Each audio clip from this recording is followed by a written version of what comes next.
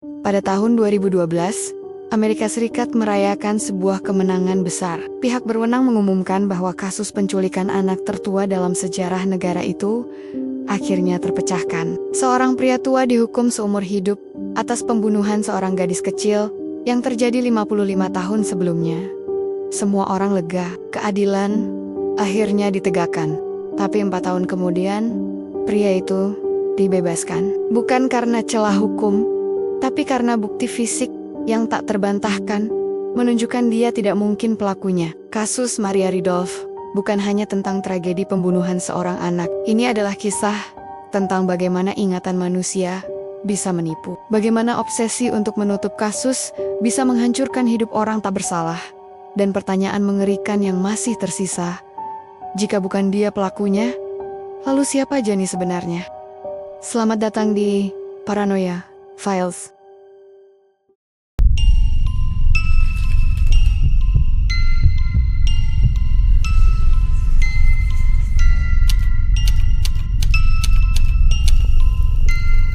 Fakta atau fiksi?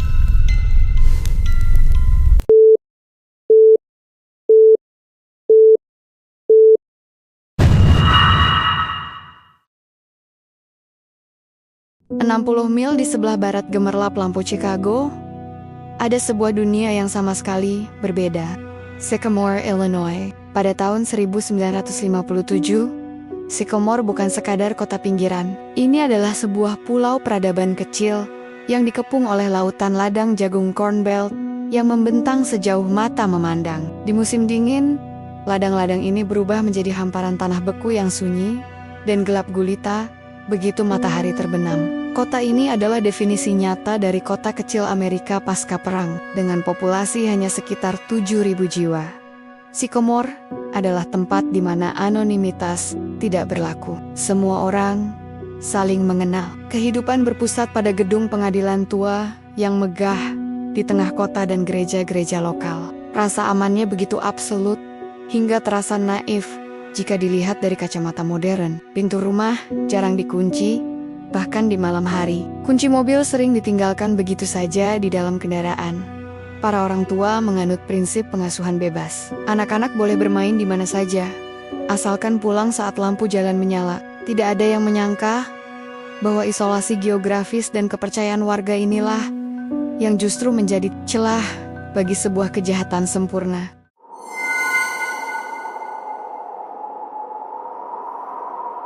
Tanggal 3 Desember tahun 1957.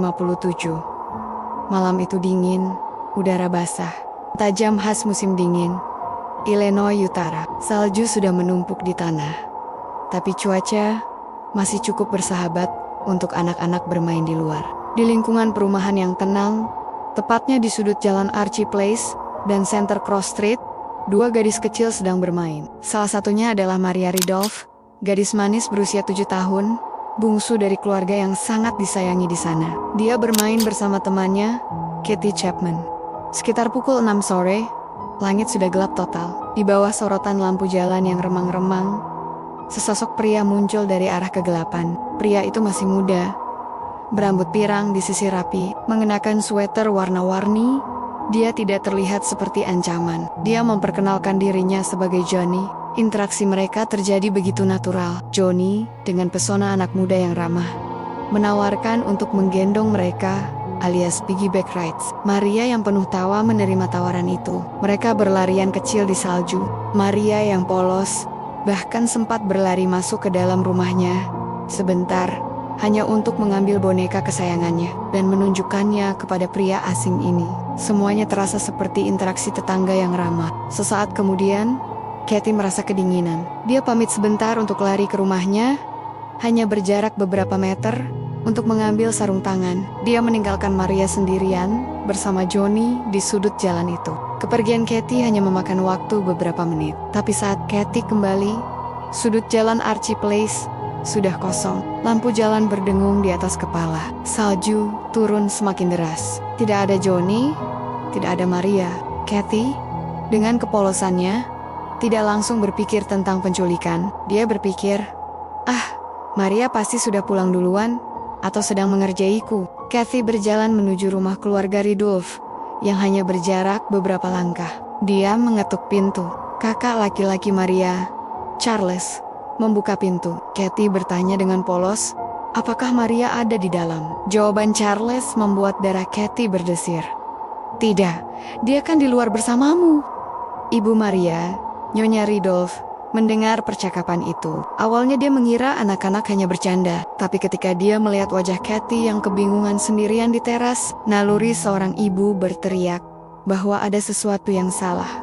Keluarga Ridolf berhamburan keluar. Mereka berlari ke halaman belakang, ke jalanan sekitar, memanggil nama Maria. Maria. Hanya suara angin yang menjawab. 1 jam pencarian mandiri tanpa hasil. Kepanikan berubah menjadi teror. Pada pukul 8 malam, kepala polisi Sycamore menerima telepon yang paling ditakuti oleh setiap orang tua. Polisi tiba di lokasi dan segera mengerahkan anjing pelacak. Ada satu detail penting di sini. Anjing-anjing itu berhasil melacak bau Maria dari tempat bermain sampai ke tepi jalan raya, kemudian berhenti. Jejak baunya putus begitu saja di aspal. Ini indikasi kuat bahwa Maria dimasukkan ke dalam mobil. Johnny bukan berjalan kaki membawa Maria. Dia memiliki kendaraan yang siap melarikan diri ke dalam kegelapan ladang jagung.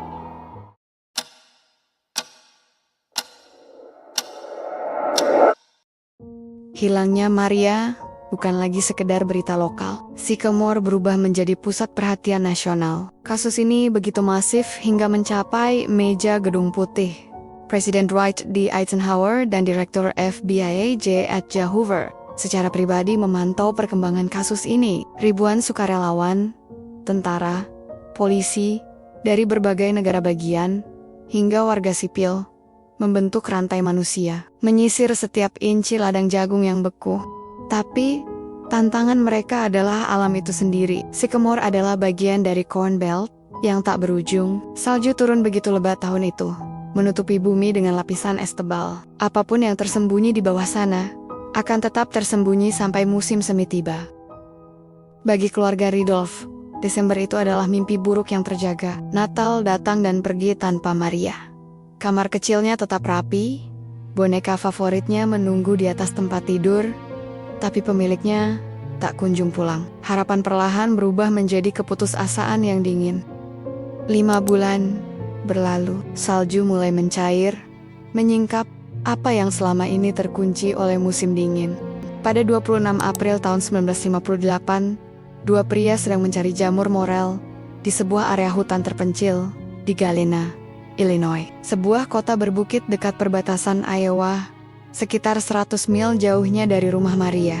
Di bawah sebuah pohon elm yang tumbang, tertutup oleh dedaunan busuk dan sisa-sisa es, mereka menemukan sesuatu yang tidak seharusnya ada di sana. Tubuh Maria ditemukan masih mengenakan pakaian yang sama saat dia diculik, mantel coklat dan baret merahnya. Penemuan ini menghancurkan harapan terakhir. Maria tidak hanya diculik, dia dibunuh dengan brutal dan dibuang seperti sampah di hutan yang jauh. Pertanyaannya kemudian berubah. Bagaimana mungkin Johnny membawa seorang anak sejauh 100 mil, melewati jalanan bersalju, tanpa ada satupun orang yang melihatnya?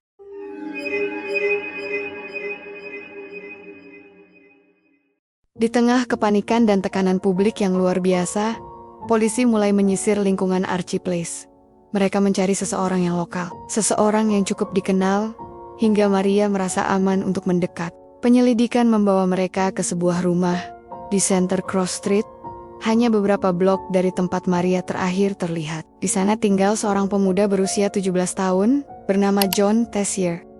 John Tessier adalah tersangka yang sempurna di atas kertas. Dia muda, berambut pirang, dan memiliki reputasi sebagai pemuda yang agak bermasalah di lingkungan itu. Namun, John memiliki pertahanan yang tampaknya mustahil diruntuhkan oleh hukum tahun 1950-an. John mengklaim bahwa pada sore hari tanggal 3 Desember, dia melakukan perjalanan ke Chicago untuk mendaftar sebagai anggota Angkatan Udara Amerika Serikat. Sebagai bukti, dia menunjukkan tiket kereta dari stasiun Rockford menuju Chicago. Polisi tidak langsung percaya. Mereka membawa Katie Chapman, satu-satunya saksi mata untuk melihat John Tessier secara langsung. Disinilah kunci pertama kasus ini terkunci selama puluhan tahun. Kathy, yang saat itu baru berusia 7 tahun, dan masih trauma, melihat John Tessier. Namun, dia menggelengkan kepala. Dia menyatakan dengan tegas bahwa John Tessier bukanlah Johnny yang dia lihat di sudut jalan malam itu. Untuk memastikan kebenaran alibinya, FBI turun tangan langsung. John Tessier dibawa untuk menjalani tes poligraf atau detektor kebohongan. Pada tahun 1957, poligraf bukan sekadar alat. Itu adalah simbol kepastian ilmiah dalam kriminologi. John menjawab setiap pertanyaan tentang Maria Ridulph, dan jarum poligraf tetap stabil. FBI mengeluarkan laporan resmi, John Tessier dinyatakan jujur. Dengan tiket kereta yang tervalidasi, kesaksian negatif dari saksi mata, dan hasil tes detektor kebohongan dari otoritas tertinggi negara, John Tessier secara resmi dihapus dari daftar tersangka. Tak lama setelah itu, John benar-benar bergabung dengan militer, meninggalkan Sycamore, dan memulai hidup baru. Bertahun-tahun kemudian, dia secara legal mengganti namanya menjadi Jack McCullough, sebuah tindakan yang ia klaim untuk menghormati ayah tiri yang membesarkannya. Di mata hukum tahun 1957, kasus John Tessier sudah ditutup. Dia menghilang ke dalam sejarah, membawa rahasianya ke balik seragam militer.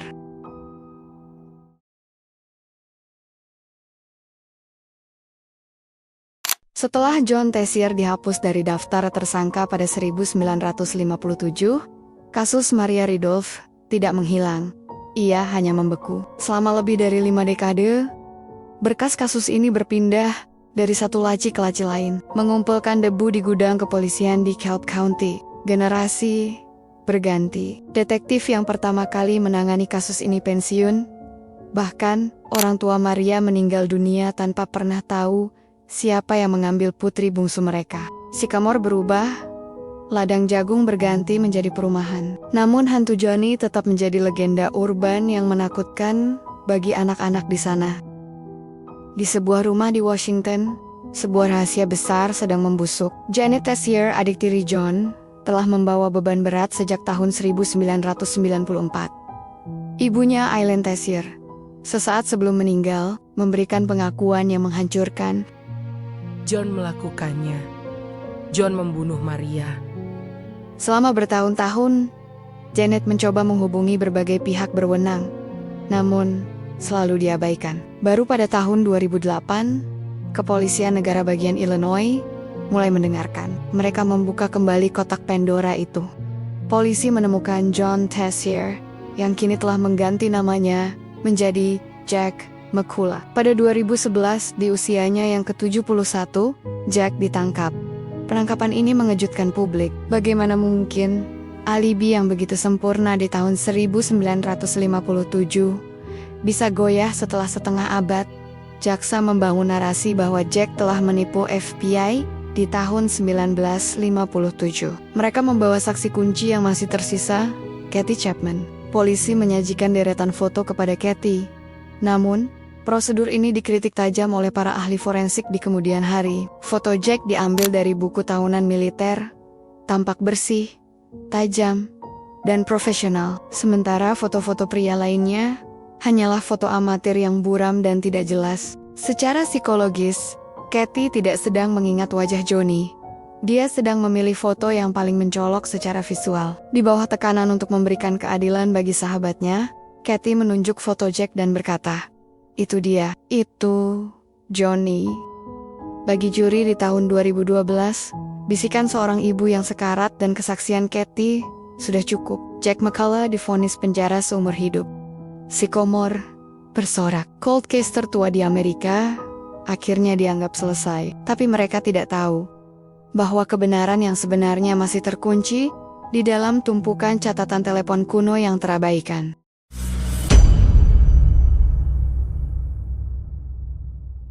Di Sycamore, Jack McCullough adalah monster yang sudah berhasil dikandangkan. Semua orang ingin melupakan kasus ini. Namun, pada tahun 2015, seorang pria bernama Richard Schmuck terpilih sebagai jaksa wilayah baru di DeKalb County.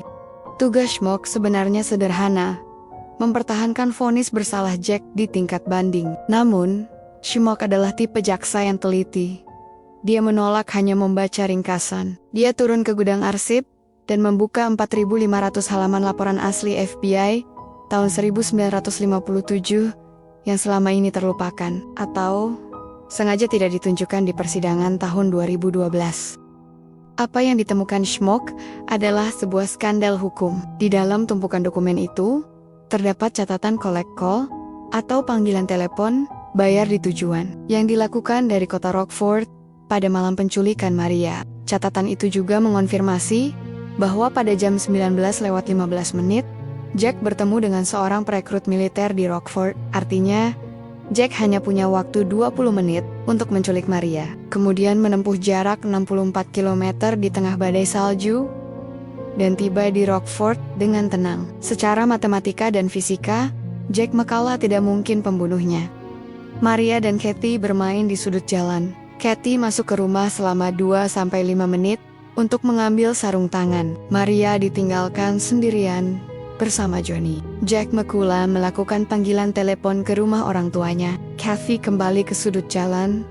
Maria hilang. Keluarga Ridolf mulai berhamburan keluar melakukan pencarian mandiri. Jack McCullough terlihat secara langsung oleh petugas perekrut militer di pusat kota Rockford untuk proses pendaftaran angkatan udara. Catatan ini adalah bukti fisik yang paling kuat. Namun anehnya, bukti ini tidak pernah dihadirkan oleh jaksa sebelumnya di depan juri. Schmock menyadari satu hal yang mengerikan. Sistem telah memenjarakan orang yang salah. Richard Schmock berada dalam posisi yang mustahil. Jika dia membebaskan Jack, warga Sycamore akan membencinya. Dia akan dianggap sebagai jaksa yang membiarkan pembunuh anak bebas. Tapi bagi Schmock, bukti tidak mengenal emosi. Berdasarkan fakta ini, Richard Schmock mengakui bahwa Jack McCullough tidak bersalah. Pada 15 April 2016, hakim memutuskan untuk membatalkan vonis Jack. Jack McCullough melangkah keluar dari penjara sebagai pria bebas sore itu juga. Pada 22 Agustus tahun 2016, jaksa Richard Schmock mengajukan petisi mengejutkan. Ia mengakui bahwa pada tahun 2012, pengadilan telah dibohongi. Jaksa sebelumnya mengklaim tidak ada rekaman interogasi. Tapi faktanya, sebuah video berdurasi 78 menit ditemukan oleh keluarga terdakwa, membuktikan bahwa bukti kunci telah disembunyikan selama bertahun-tahun.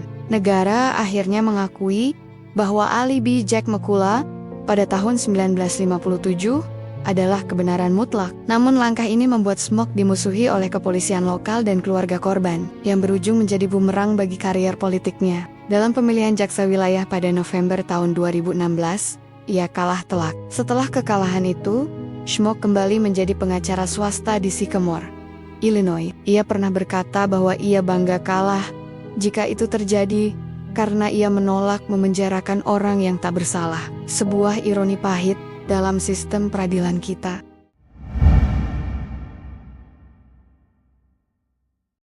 Dengan bebasnya Jack McCullough, sebuah kekosongan yang mengerikan kembali muncul. Jika Jack bukan pria yang berdiri di sudut jalan Archie Place malam itu, lalu siapa Johnny sebenarnya? Para penyelidik dan penulis true crime telah menyisir kembali ribuan dokumen untuk mencari sosok yang lolos dari radar polisi tahun 1957. Ada 3 teori utama yang tersisa. Sycamore pada masa itu dilintasi oleh jalur kereta api Chicago Great Western. Rel ini adalah jalan tol bagi para gelandangan dan pekerja musiman. Jejak anjing pelacak yang putus di tepi jalan raya mengindikasikan pelakunya memiliki kendaraan. Namun jalur kereta api memberikan akses bagi orang asing untuk datang dan pergi tanpa pernah tercatat oleh warga lokal. Ini adalah teori yang paling didukung oleh bukti pola kejahatan. Gutney adalah pembunuh berantai anak-anak yang aktif di Midwest. Julukannya Freight Train berasal dari hobinya menumpang kereta barang. Gutney dikenal memiliki suara yang sangat lembut, sopan, dan pintar memikat anak-anak dengan cerita tentang boneka, persis seperti deskripsi Kathy tentang Johnny. Yang lebih mengerikan, Gutney diketahui berada di wilayah Illinois pada periode tersebut. Sayangnya ia meninggal di institusi mental pada tahun 1997. Sebelum sempat diinterogasi, untuk kasus Maria. Mungkinkah Johnny adalah pemuda lokal lain yang wajahnya mirip dengan Jack, seseorang yang tinggal hanya beberapa rumah jauhnya, yang ikut mencari Maria di malam penculikan, dan yang hidup normal sampai akhir hayatnya, sambil menyimpan rahasia kelam di balik pintu rumah yang tidak pernah dikunci. Kasus Maria Ridulf adalah sebuah tragedi ganda. Tragedi tentang nyawa seorang anak yang dirampas, dan tragedi sistem hukum yang memenjarakan orang yang salah demi sebuah akhir yang dipaksakan. Misteri Johnny tetap abadi, tertimbun di bawah salju sejarah kota Sycamore. 60 tahun telah berlalu, dan kemungkinan besar pelaku aslinya telah membawa rahasia malam Desember itu ke dalam liang lahat. Teman paranoid, terima kasih telah menonton Paranoia Files. Kasus ini mengingatkan kita bahwa kebenaran terkadang tidak sesederhana vonis hakim. Menurut kalian, siapa Johnny sebenarnya? Apakah bisikan Ibu John Tessier sebelum meninggal hanyalah halusinasi? Ataukah dia benar-benar tahu sesuatu yang tidak bisa dibuktikan? Tulis teori kalian di kolom komentar. Klik subscribe dan nyalakan lonceng notifikasi agar kalian tidak melewatkan kasus selanjutnya di Paranoia Files. Jika video ini memberikan sudut pandang baru bagi kalian, jangan ragu untuk menekan tombol like. Sampai jumpa di misteri berikutnya. Thank